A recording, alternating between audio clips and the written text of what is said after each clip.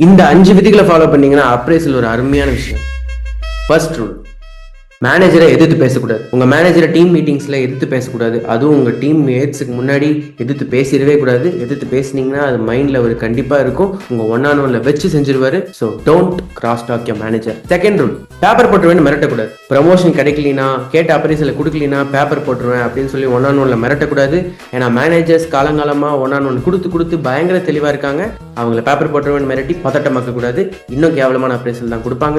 Third rule, என்ன முடியுமோ அவங்க கிட்ட கேட்டு வாங்கிக்கணும். அதுக்கு மேல கேட்டா அவங்க ஹெச்ஆர்ட்ட போவாங்க. ஹெச்ஆர் சம்மந்தம் இல்லாம நம்ம கூட ஒரு மீட்டிங் வச்சு 1/2 மணி நேரத்துக்கு இதுதான் இண்டஸ்ட்ரி ஸ்டாண்டர்ட், நீங்க ஆல்ரெடி ஓவர் பெய்டுன்னு சொல்லி ரம்பம் போடுவாங்க. அந்த மீட்டிங் நமக்கு தேவையில்லை.